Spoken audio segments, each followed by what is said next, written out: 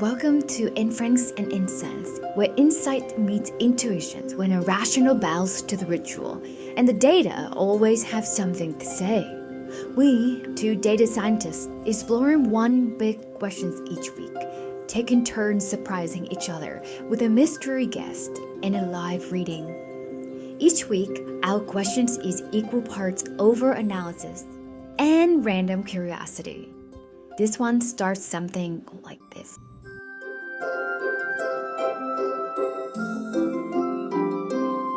Right, so today we're talking about imposter syndrome. Lucy, honestly, it feels like the ultimate modern accessory. I mean, everyone's having it. They're carrying it around between the wireless earbuds, the smart rings, and of course, without a healthy dose of existential drift. Absolutely. And let's just put our cards on the table. I literally spent hours crafting and refining three inside slides for a presentation. And I was constantly second guessing myself, despite having done this like hundreds of times. I mean, I know you don't have imposter syndrome. This is, I think, a common misconception. Potential maybe self-doubt in the moment? What? Tell me Yeah. about it. Yes.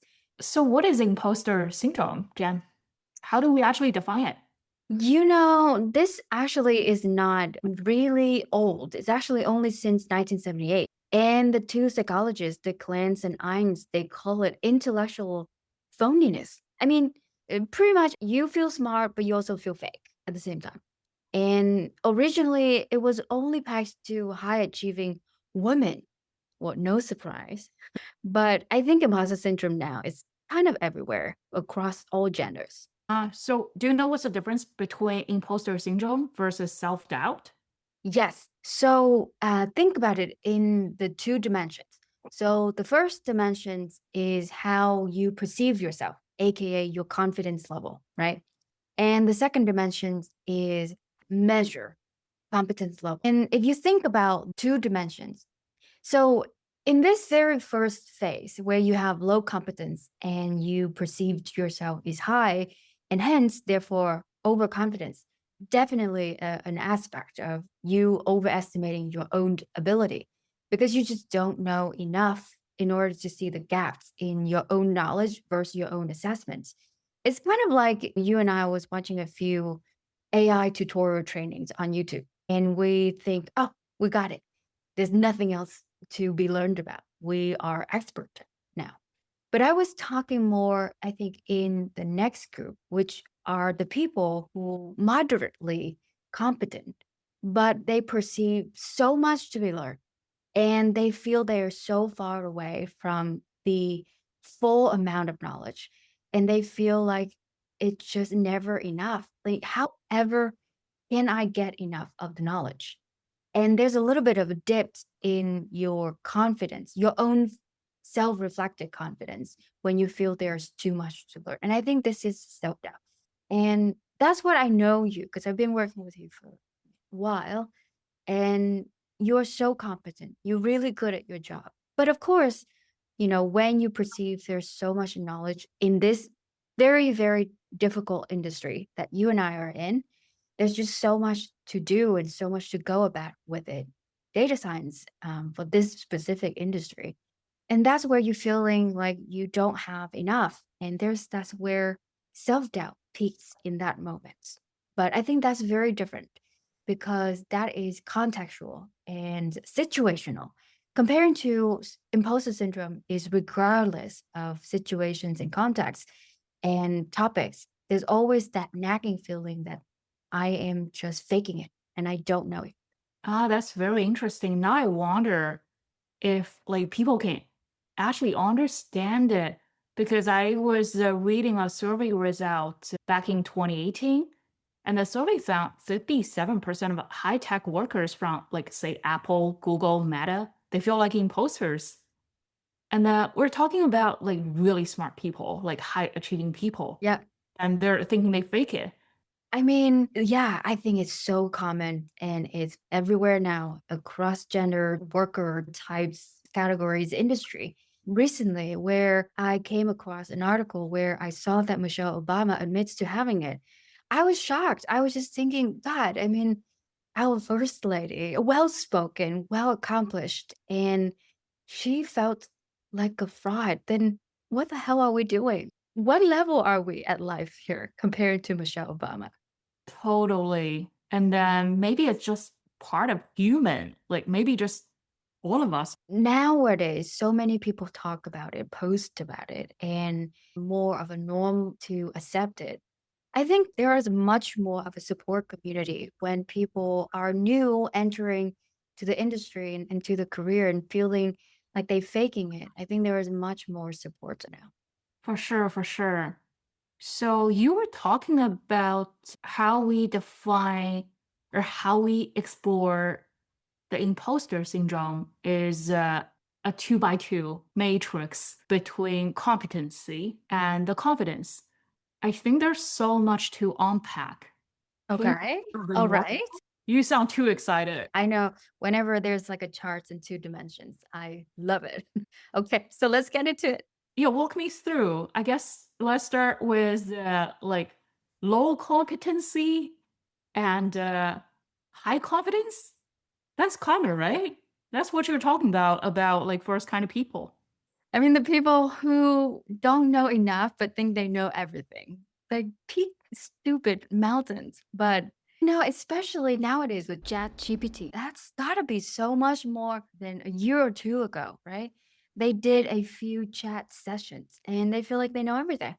They feel like they've written a scientific book about it. And it's just I think it's just ridiculous.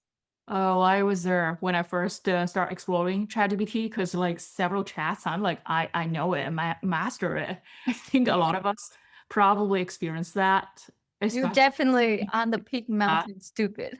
That's a great comment. Exactly. Exactly. So after that, what happens? I mean, Well, I mean, I think all joking aside, of course, when we learn enough, and I think ChatGPTs are absolutely an enablement. And when you learn enough and you're serious about acquiring knowledge, and I think you move from low to medium competent. And this is where I think the true matrix, where a lot of that kind of self-doubt slash imposter feeling happen, is when you know enough to know that you don't know enough. And I think that is where you realizing, wow, the more I study, the lesser I know. And that is where I think you have to recognize that, okay, there is more to learn, but you don't have to doubt where you are and how far do you have to come next. And I think for me, I'm not saying that I'm immune to it. Definitely when I starting out with the AI acceleration curve, as soon as I started, I thought I was like, huh, I'm golden. And the more I learn about it, I'm like, nope, I am not. So how do I gain more knowledge? And then all of the new frameworks came out, and I was like, great, wonderful. There's even more abbreviations, there's more names conventions, and I feel less and less. And after a week of being on vacation, I was like, wow, I really completely missed the curve. But that is a feeling that I think, you have to recognize it in the moment before it gets too far into self doubt and then into imposter syndrome and then feeling literally like a fraud. oh, totally. I think that's very well said because I think that's where you gained enough context and knowledge. So you actually know your limitations and then what you don't know. And then I think in the age of AI, too many of us were like stuck in the very beginning. Like either I know enough, even just with several chats, or you never move forward. But this is where you should keep propelling and then keep learning. Yeah. And I think according to this curve and all of these studies is under Dunning-Kruger, and I think is crucial, especially I think for women too, is recognizing that self-doubts in those moments where you reach enough knowledge, but to know there are so much more to go, it should only be situational. And it's okay to feel the self-doubts and understanding that is transient. And then you can get in and out of that moment more or less you learn about the information. But it shouldn't be a tagline. It shouldn't be your identity in that moment and forever. Right. And I think that When doing traditional model or machine learning or deep learning or AI projects now, all of these challenges that comes around, I think it's natural to return to this doubt moment in context, but always at the end really figure out where are you in the reality so that you could accurately calibrate your own level. Yeah, for sure. But imposter syndrome sticks around, like regardless of the evidence. That's why you see so many like high achieving people overall, PhDs, they still perform as imposter when their projects or even when they win Nobel Prize, some people, and then they have really positive feedback. And then they will just say it's all about the luck. Yeah. And I think it's that very first time where you recognize that feeling. I think that is a very pivotal key moment for you to say, okay, I'm having this doubt and I think it's okay, rather than continue the rabbit hole and then building a much more of a black hole identity for you to get sucked in. And truly, people, accelerate it from the second to the third stage where they continue to gain more information, more knowledge, and they created a more of a calibrated confidence and understanding that they becoming the knowledge expert in their field. And this is where I think that they really, really comfortable in admitting the fact that it's okay to not know what they don't know. And you know me, I love Neil deGrasse.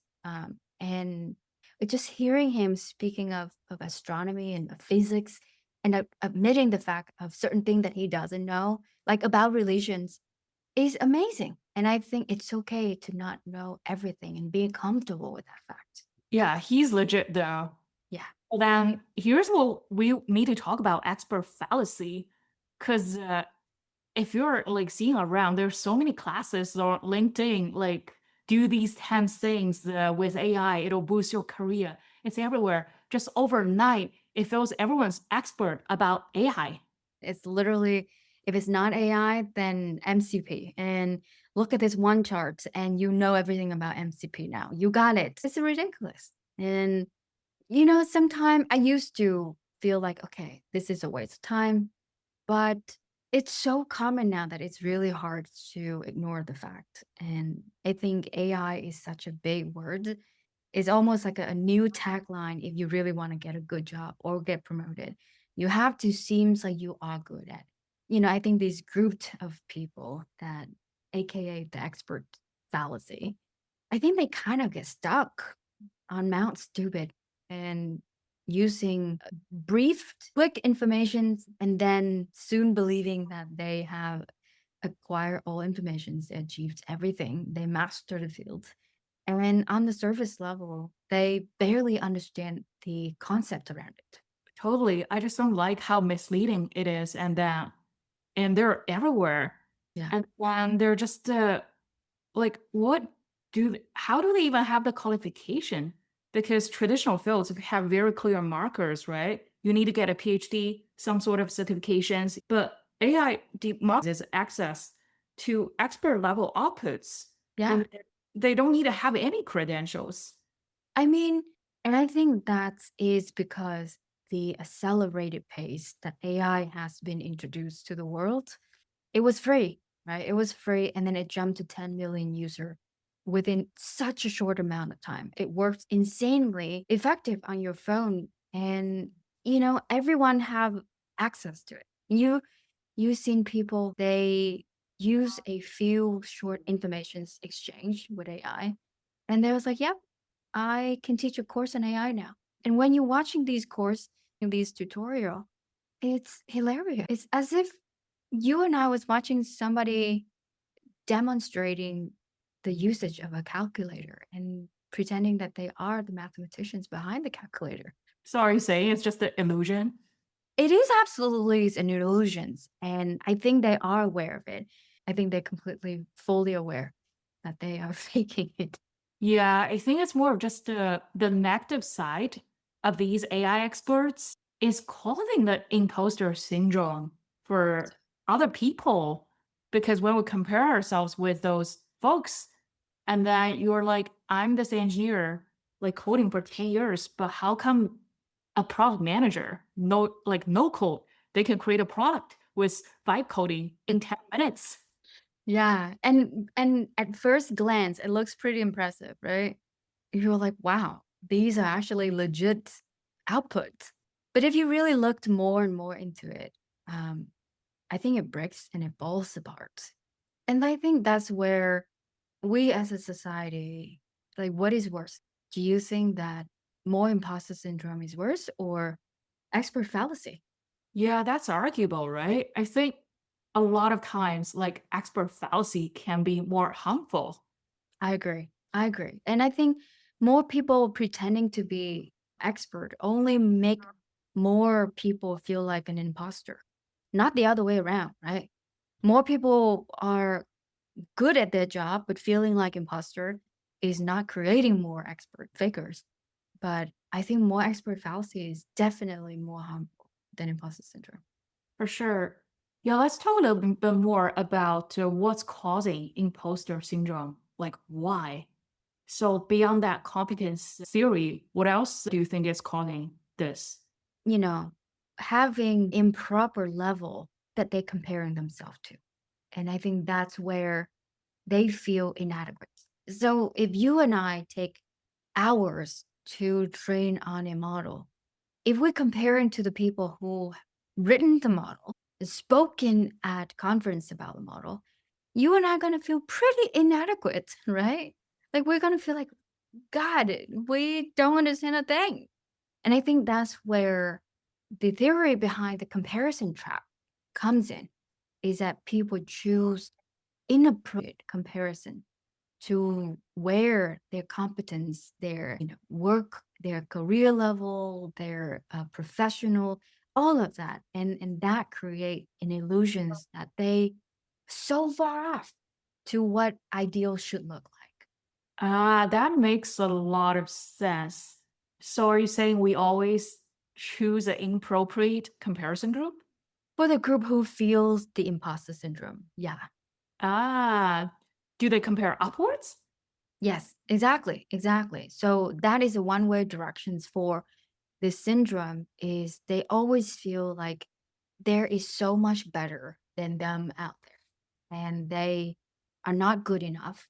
Someone else better come in and take this job, please, because they are faking it. Oh, so that's not new for us, right? Growing up in traditional Asian family. It's No. basically you're a loser when you get a second place. Exactly. And you can imagine these kind of upward comparison in the age of AI is impossible. How could you even compare yourself to a black screen that constantly spitting out information so fast, scraping the vast amount of knowledge across all the source and giving you a so polished answer? And and I think that's is really difficult. That's gotta makes a lot of competent, moderate competent people feel inadequate nowadays. But the other side is also difficult. And if you compare yourself downward and you look at all of your colleagues who have yet to use AI and integrate it as part of their daily work, you're gonna feel like I am so much better than them. Doing the exact same job, but I'm just so much more intelligent. So it's not really the expert fallacy, but it's going there. Then it's doing no good for you either. No, definitely not. I mean, I think neither directional comparison is great. And I think that's why the teaching of inward reflections is a beautiful thing so that you don't always look up or push down. You just have to look inside where if you have done a certain work, can you recognize it? Can you celebrate it? Is it a milestone that you have now achieved for your own good, not for anyone else, not for LinkedIn, not for Facebook, not for the people that you never met or cared about. But it is very hard because you cannot stop comparing because social media just pushes those contents to you. You just couldn't avoid it. Yeah. Like the other day, I was just like reading news on high tech, and then Mark Zuckerberg's crazy spending billions on those young, like 20 something, because they're like those AI wizards. We all addicted to one form of social media.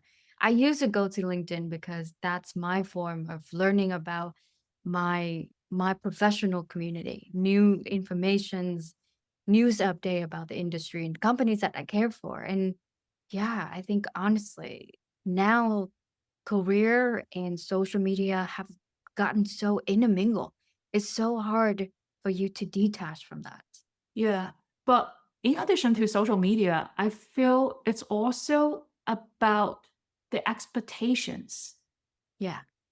It's insane because if you think about our parents' generation, like my dad has been doing the same job for like 30, 40 years before his retirement. The path is so clear. It's like you go to school, you graduate, you got a job, and then you just keep working hard on the same job. Yeah, yeah. And I remember when I was early in my career and I moved from one to another company within 2 years. And that's like the recommended trajectory for people in tech, right? Like don't stay too long. You actually gain so much more capital if you move from one company to another. And my mom was thinking something was wrong with me. But I think our career paths are very different than our parents. And people are not submitted themselves to one job, one company anymore, right? We constantly look out for the better, the bigger, the higher, the more cool title that we can get.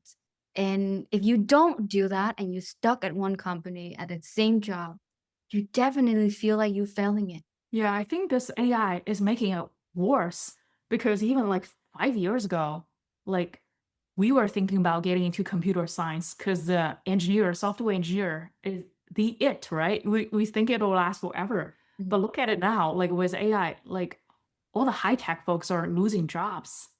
And the expectation of it is insane. Like you cannot just be good at coding. You have to be good at judging the machines that coding. You have to be good at judging the LLM judge that judging the coding. It has gotten so complex and complicated now. And so quickly, you are now expected to be an expert, to know everything, to govern it well. I mean, I don't wanna be so pessimistic about the application of AI, and I think it's done a lot of good, and we reaped a lot of benefits from it too, right? Yeah, I think it's more just that time has changed. So I think we need to think about how do we overcome this anxiety, imposter syndrome overall, right? Lucy, you wanna get into the solution mode. Let's go. Yeah, so Jan, years ago, I started getting into theology and Indian philosophy, Buddhist theory. Let's make attempt to explain the core of imposter syndrome and how to overcome it. Have you heard about Four Noble Truths? No, not really. I'm having a feeling that you're about to read me like a diary. No, I'm not. It's actually translated from a Sanskrit word and meaning the truth of the noble one, aka the Buddha. And then it's a statement of how things really are when they're seen correctly. Buddha's entire teachings revolve around understanding suffering and discovering ways to transcend it. So the first truth, life inherently involves suffering or dukkha. Imposter syndrome embodies this suffering, like persistent anxiety over performance, relentless exhaustion from trying to prove one's worth, disconnection from the authentic self or the Atman. I've seen this in colleagues that I work with who, by the way, amazing engineer, very, very smart people. And somehow, when it's time to present in front of executives, I see them sweat bullets, like as if they're running away from a burning building. Exactly, that's suffering, which leads to the second truth. Where does suffering coming from? It arises from the attachment for Buddha. So I'm attached to being the insightful consultant. In your case, I'm attached to this perfect perception of the smartest one. Okay. So the problem isn't that you're saying that we're bad at the jobs that we're doing. We're just clinging so hard to be seen as amazing, which I guess is exhausting. It's like holding a yoga pose that no one even asked you to do. Exactly. We're so attached to the designated roles or identity, right? If people think I'm smart and then I see myself of the smart one and I want to live by that identity. All right. So what's the solution? So the next two truths is all about liberation is possible. So when my attachment to being the expert loosens, imposter syndrome actually dissolves. I can do solid work without needing it to define my identity. It's like you do it best when you don't expect it, right? And your amazing outcome from the work will be there for you when you stop trying so hard to prove that you are the smartest person in the room and you're just focusing on actually doing the work itself. Is that what you're saying? Exactly, exactly. So the last truth is Buddha provides eight ways, or you hear like eight rightable ways to liberation, the path to liberation. And I feel two are very related to how we can overcome imposter syndrome. The first is right understanding, meaning that we recognize the professional roles are just temporarily, and that's not our identity. The second one is a right concentration, meaning that staying in the present with actual task instead of worrying about the mistakes or future exposure. I get it. So it's not about really blowing up your professional identity and the perception of it, but it's actually about not wanting it, not needing it, or having less of that need, which I guess surprisingly peaceful, right? Until LinkedIn asked you to update your current job. That's funny. But yes, you're right. It's the detachment. All right, let's move on to my favorite part. Since we look at cards quite a bit, I think we can actually use tarot archetypes as a meditation vehicle and a tool for reflection to reframe these imposter patterns. Lucy. There you go. All right, let's focus on the two archetypes that hit closely. Okay, let's focus on the two that really resonates. Okay. But I mean, seriously, do you really think tarot card could double as your career coaching though?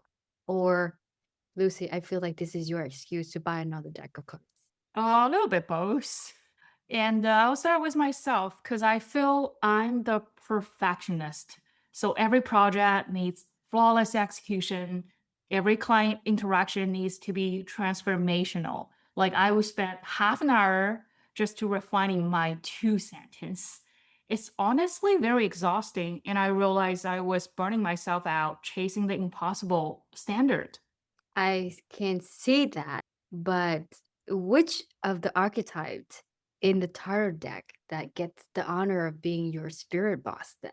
I think of the emperor right away. So if you remember what is emperor, that's the traditional like king sitting on a throne, like looking very, very serious. It's very square card, so says a lot about the structure, about the order. So I needed to perform my way. I would demolish the entire castle because one brick is slightly out of the space. Like nothing is good enough. That's a perfectionist. I can see that. And, you also probably want to counter it with the beginner's mindset, the fool's energy, the opposite of the emperor's control. I guess, I can imagine being very exhausted by perfectionism and counter that the image of the fool jumps off the cliff with, well, walking towards the cliff with a smile and carrying a small bag and his accompanying dog. I think probably there's some truth in the matter that the curiosity could really bring you out of the cycle. I mean, potentially this reckless curiosity would could break you out of the cycle of overthinking and beating every detail to death, right? Yeah, 100%. I think the key here is you don't have to marry to one specific archetype, in this case, one specific role. It's like you can be this perfect data scientist, but on the other side, you can be a creative person too. You don't have to be so attached to just one identity. Speaking of identity, now I'm thinking about self, and it forced me to think. I think I'm a soloist, Lucy. I definitely spent way too much time being alone when I was a kid, and it's now a diehard habit for me. It's hard for me to not do it myself. Totally. I saw you like coding. I was like, you have like 100 people under you, why are you still coding by yourself? And then you're always this boss that doing everything yourself. So that also maps to the hermit. And the hermit is this one rishi going into solitude with a purpose to get a wisdom, and that he's always doing it by himself. Ah, I see. I guess so. I do enjoy being, I think singularly independent quite a bit. And I think that tracks for me. Yeah. And also, I think the alternative here is using tarot archetype as a tool for self reflection. It's fine, you can go solitude and then before different cause. It's not because you are not trusting other people or you have imposter syndrome and then afraid of other people finding you not capable of certain things. But the cause can be, hey, you want to go solitude with a purpose to find the truth. And then that emergence to share your lantern, your light with someone else. Yeah, and I think you can track a better path with more people. And you're right. I think there's absolutely a lesson for me to learn that there are greater communal productivity, even being in solitude. So, how can I reconcile those two? It's a good reflection for me. And that's exactly what would the Three of Cups would do. It's like after you have it, maybe celebrate or collaborate with a community instead of hiding. Hey, team, I'm wrestling with this concept. Do you want to do it together or do you want to celebrate? No. You you know how much I hate hackathon. That scares me whenever people just ask me to join a hackathon. But, I get it. I get it. I could be more open-minded to it, and it may bring me a different dimensions that I never learned. So, I would be more considerate of that. Yeah, to summarize, you don't have to attach yourself to one specific archetype, but the tarot cards or archetypes help us to reflect on ourselves. We can consciously choose which archetype to embody based on the situation, not just defaulting to our comfort zones. Right. And, I think people are multitudes, right? We always have a different aspect of ourselves. We are not singular dimensions. And the archetype's just like toolkits. And you have a set of tools. Sometimes you need to be extremely decisive, like an emperor. Sometimes you need to completely open your mind and be fearless and open to opportunities like a fool, and sometimes you need to hermit yourself to do quiet, deep research or completely pure hackathon collaborative chaos, right? Exactly. So that feels way more dynamic than trying to fix our natural tendencies. Like we're expanding our range instead of fighting ourselves. When imposter syndrome hits, I can ask, what energy does this moment actually need? Instead of being stuck in one pattern, I have choices.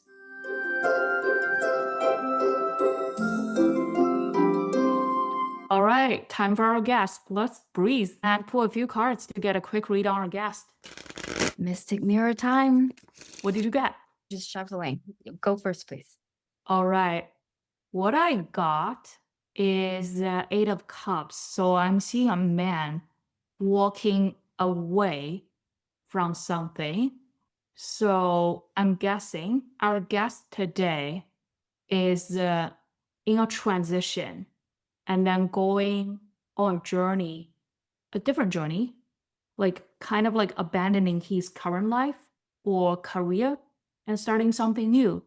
And this transition is very emotional for him.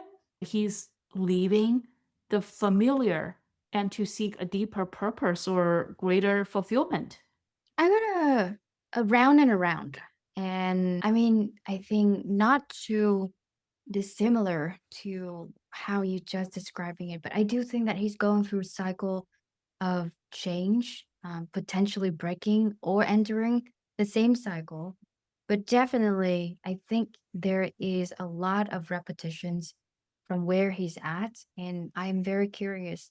to hear what he's doing in the recent times. All right, I would like to welcome our guest to the episode today. Johnson is a Taiwanese American data scientist and a machine learning engineer. He's actually the founder of Query Boost, a startup building next gen AI data processing tool for analytics. Previously, Johnson was the senior director at DirecTV, where he led data science, machine learning, and AI engineer. Born in Taiwan, raised in LA, Johnson studied economics at UC Riverside, earned a master in computer science from Georgia Tech. And if he weren't working in data, he'd probably be writing or producing a movie, which is surprising and complementing the tech and the creative side. Welcome to our episode today. What a profile. Hi, Johnson. Hey, it's great to be here. Thank you for having me. Thank you for joining us. Yeah, absolutely. All right. So, Johnson, what were you doing just now? Were you getting out of class or were you building the next big tech company? Actually, I just took a shower. Thank you for thank you for being honest. Yeah, I think Well, I am that's honored. yes. But That's yeah, that fits very well to our show, right? Because you need that money for the inference and instance. Well, Johnson, where are you based? in Los Angeles. Got it. Got it. Yeah. All right. So I think Johnson, Lucy has briefed you about the show. If you have no further questions, Johnson, shall we Oh, start? well, so you can ask more questions and then anything you want to ask. So we're pulling cards to read. Oh, awesome. Yeah, I'm looking forward to the tarot card reading. And we can cut it off if there are certain questions you don't want to be featured. Okay, cool. Oh, by the way, this is like my very first podcast appearance. Oh, wow. I'm honored. Big We deal. are we are the first time podcaster too. Yeah, excited. But okay.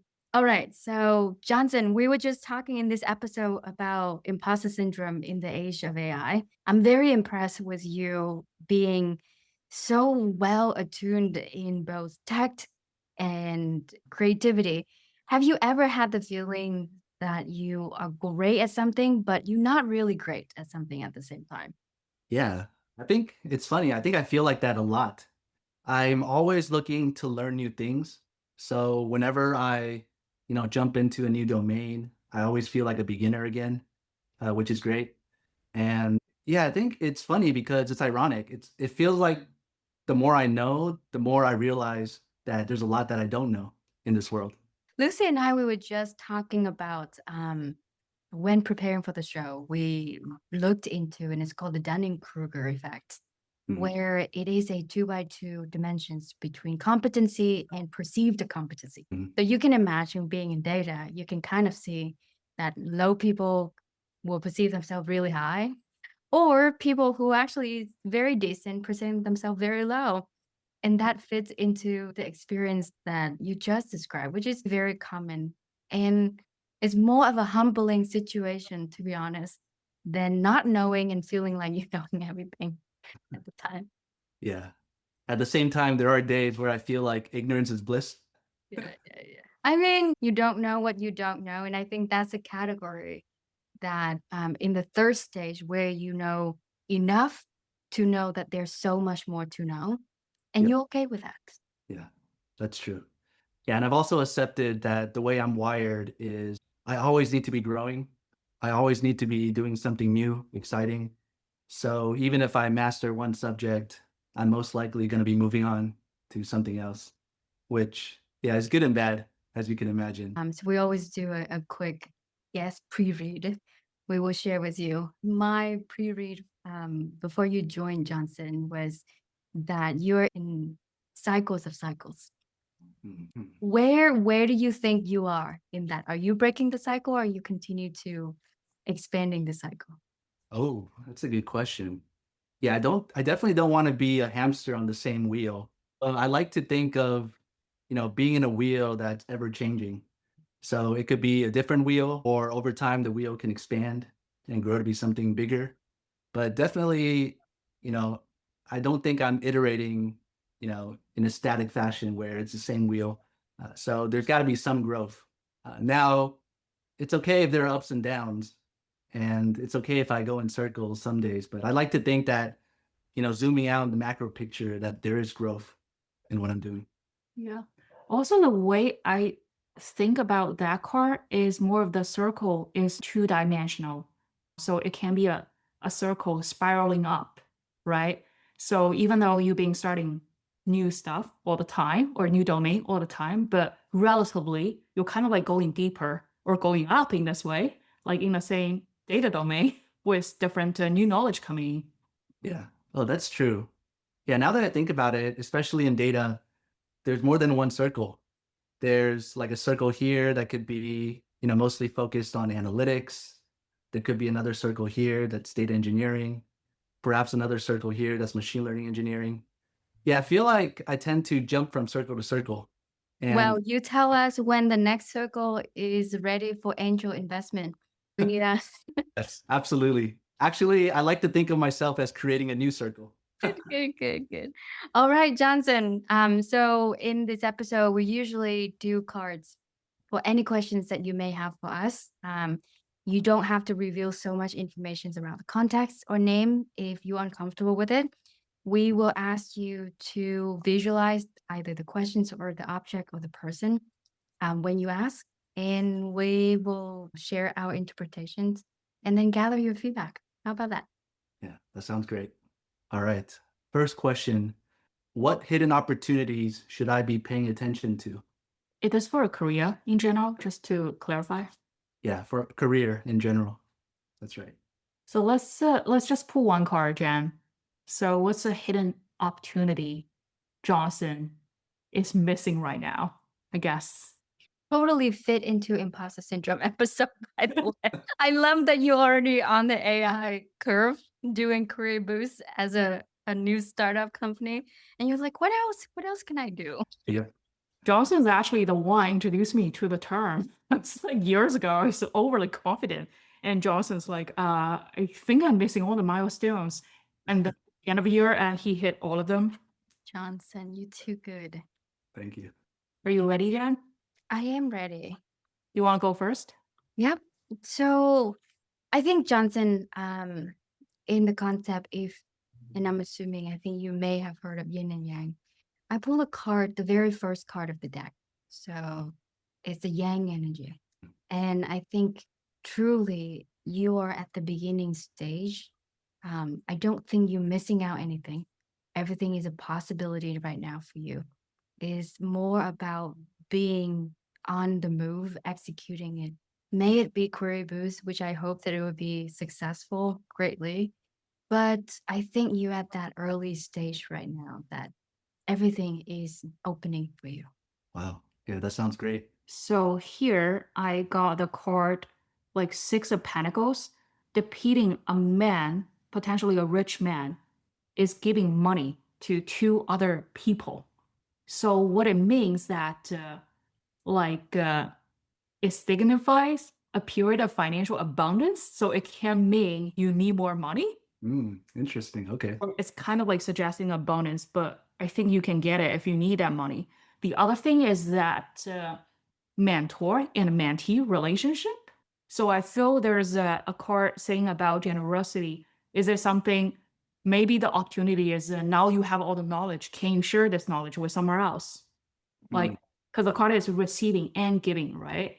So when you said about opportunity, maybe you should be like creating some course because I know you for a while. I know you're a good teacher. Maybe it's an indication for like just teaching and giving to the society because it's card for generosity.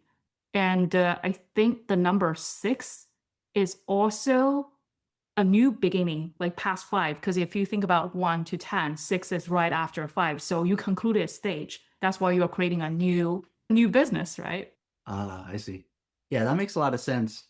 Yeah, of course, I treat my company like a new chapter in my life, something totally new, where I'm expecting to learn a lot. I'm expecting to fail and to learn quickly. It's funny that you mentioned money in the beginning. My initial plan has always been to bootstrap the company for the first 2 years. I don't really need external funding at the moment, but I think the benefit to getting external funding, like from a VC, is that it can accelerate growth and that it can allow me to, potentially get more help, hire people for the company. It's something that I've, been debating internally. So when you just mentioned money and giving money out to two people or something, that just reminded me about the question of whether I should fundraise. And in terms of teaching, yeah, I still have a passion to teach. I love to learn, but I also love to teach. I also miss mentoring, and I think yeah, I still need to figure out a way to kind of harness the energy I'm doing in my startup and teaching what I've learned to the younger generation. So yeah, that makes a lot of sense. That sounds good. Do you want to probe on anything or shall we move on to the second question? Yeah, I suppose just to probe further, and actually this could even be a separate question, but I'm curious, is there anything I'm currently doing that is actually not productive and a waste of time and that I should stop doing? Because one thing that I've also, figured out is, time is finite. I wish I could do everything, but I can't do everything, so I need to focus. So I'm just curious. Yeah, I wonder if there's anything I'm doing that's not productive. Yeah, so in other words, I think we're asking about like almost blockage, right? Yeah. Yep. Yeah, Jan, let's just pull one card just to see what's the current challenge or what Johnson shouldn't do or stop doing rather. Do you have it, Jen? It's coming. This should be good. The image of the card is an overthinking person on top of a sand clock. Um, so maybe it's a lot of the round and rounds, internal debates, ideations, potentially too much. Mm, It's signifying to me that it's not so much about what you're not doing, but maybe consider the prioritizations of what you are already doing. yeah. Yeah, that makes sense. Yeah, I do tend to overthink sometimes. And I found there's beauty in simplicity. So I'm always thinking to myself, you know, how can I simplify? How can I do less? So We all do. Yeah. I got a similar card, which is Empress. So this is kind of like a motherly figure sitting in the nature with everything. So it's a card traditionally for abundance. So mm, if we're thinking about what you shouldn't do, it's like you're doing everything already. I see. It's a Yeah. good problem to have, Johnson. That's Right. a problem. Yeah. And I think it's a little bit both because the card here is for creativity as well as that feminine energy, right? Because I think the thing you are doing probably requires a lot of like masculine energy or the young energy, right? Because it's very logical. And then the coding, the AI stuff you are doing is all about that. Maybe the card is also asking you to go to the nature, to take a break sometimes, and then embrace the other part of it, not always just go on the logical. Mm, I see.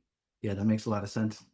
I love when you do the most mundane thing, great idea comes about or of a problem, right? Yeah. So do more laundry, Johnson. Wash more dishes. That's true.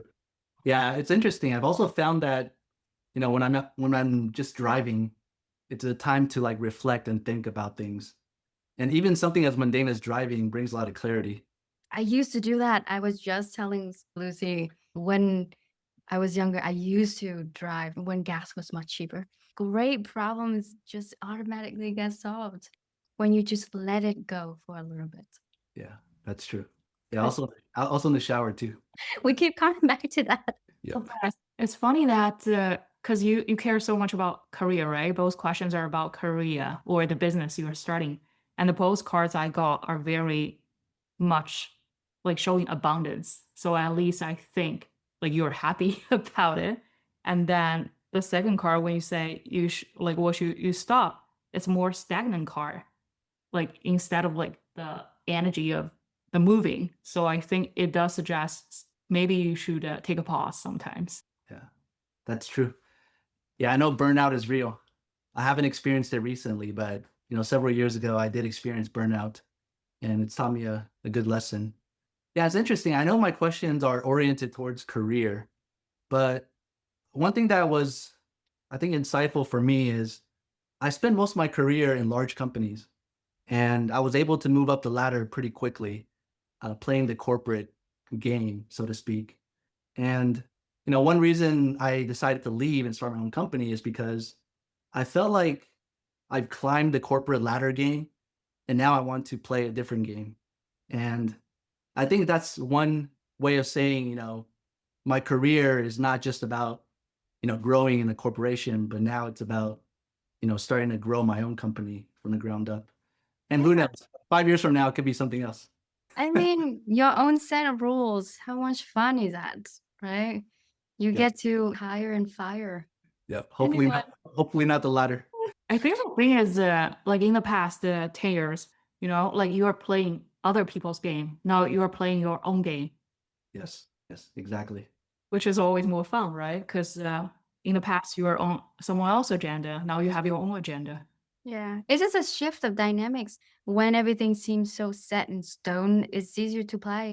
But it sounds like you are really in a journey that you really enjoy. And, I think if anything to take away is that I do think that you're already doing it. Um, Yeah, that's good. yeah. That brings me comfort. And then before you join, we also pull a card just to have fun, right? To see like can we get a read about you, about the guest, and then I think it just kind of like connects back because the card I got is a man leaving a current game and then starting a new journey, and then it's also emotional. So I think you start a journey to look within, searching for something deeper. It's like personal growth exploration instead of that corporate game. Yes, exactly. Yeah, I realized that at the end of the day, I don't want to seek external validation by playing other people's games. I think I want to play a game that brings me peace. And ultimately, I want to do something so like 20 years from now, I can look back and be proud of what I've done. So, yeah, everything I try to do now is internally motivated. And I hope that you are proud now, Johnson. I mean, even just seeing what you have accomplished in 4 short sentences, it's amazing. It really is. Thank you. And that offered a solution actually to overcome imposter syndrome. It's self-validation versus external validation, I think. Yes. Yes, exactly. And also, making sure I don't compare myself with others and only comparing myself with, who I was last year or 2 years ago. People get comparing to too high up or too low down. And either of those directions make them either look stupid or just unhappy. So, I think reflecting inwards and just being as content as possible with where we are, you're starting from the beginning and everything in front of you is net positive. Yeah, exactly. Yeah, it reminds me of an old saying that comparison is the thief of joy. And it's so true. That's deep. Yeah. But we in data, Johnson, comparison is what we make money from. Oh, that's true. Yeah. It's all When about, was the last time that some analysts give you face value, volume number, and no baseline? yeah, exactly. They'd be like, I need last year number, last quarter number. Hello? Exactly. Month over month, year over year, Yes, percentage, not number. comparing to a lookalike cohort. Oh boy. Deep comparison is a combat of one comparison. Yes. Yes, definitely. Anyway, do you have another questions for us, Johnson? Yeah, I do have one more question, although we may have touched on this already. What should I focus on right now to guide my company in the right direction? So let's reframe this question a little bit. If Johnson wants to be successful with this new company, and then any advice? Let's just do one card, Jen. I think the previous cards actually say a lot about those. So let's see if we get additional information on this. I got my card. It's actually very interesting. Go for it. Go for it. Should I go for it? So Please. I actually get exactly same card as the last question. So I get the Empress. So that's a queen sitting in a throne, like in a very abundant garden. Oh, wow. Consistency. Exactly. So it stands a lot, right? So I think like always take pauses, take care of yourself, and not just always on a go mode. And then go to the nature because this is a lovely lady sitting in a very, very beautiful garden with trees, with plants around her. And this is called abundance. And then it tells me again, I think you probably have everything you need to be successful. You probably just want to sit back, enjoy it for a moment, and then keep doing what you're doing already. Wow. Yeah, I love that. That's awesome. So Johnson, I got by the book, following your herd, keep going in the same direction. So I got the exact same message. I think where you're heading is already the right directions and have a little faith. Yeah, I'll try. All right, Johnson, any more questions for us today? No, no, that's it for today. All right. Thank you so much for joining our episode, Johnson. Absolutely. Thank you for All right. having me. All Thank right, you.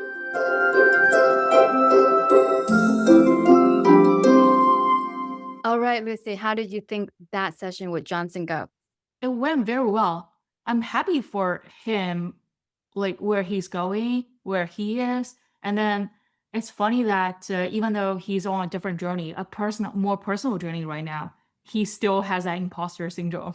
I know. And then isn't that amazing that, I think the study have summarized it quite well. It's very common, almost prevalent near highly functional group. And the study back in the original 1978 is around high achieving women. What a shocker. Totally.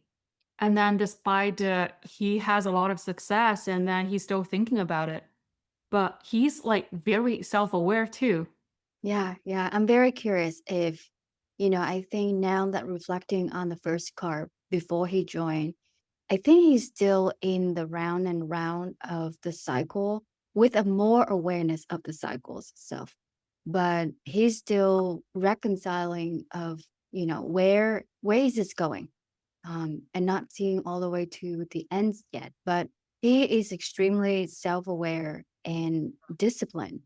And I think with a personality type like that, it's only, and he has been successful. So it's not that he needs it in order to be successful down the line. But I think he's already got there, right? 100%. And I liked what he said about self-validation, the transition from the external to internal. I Yeah, think, yeah, aligns very well with what we are offering. yeah, yeah. And, I think I was surprised that he admit to overthinking. And I think, surprised but not surprised at the same time. I think being in data practitioner roles for so long, you people often have this misperceptions of data doesn't lie. Oh yes, it does. You can definitely storytell with data for sure. Have you seen us creating charts? And I think he does reconcile different aspects. And I think he's still feeling like he is on a journey and he need to figuring out what the journey is about. And he has to work harder at it in order to figure that out. But I think, that is the counter and the resolution for imposter syndrome, right? And I think you don't have to compare yourself so upwards. And he reconciled that before the end of his sessions, I think. Yeah, for sure. And how interesting it is, right? It's like circle, but still it's a different circle, different game you're playing. All right. I think it is a different game and it's also a time for us. Well, thank you, everyone. Until next time, please join us in the next episode where we speak about personal failure that births clarity.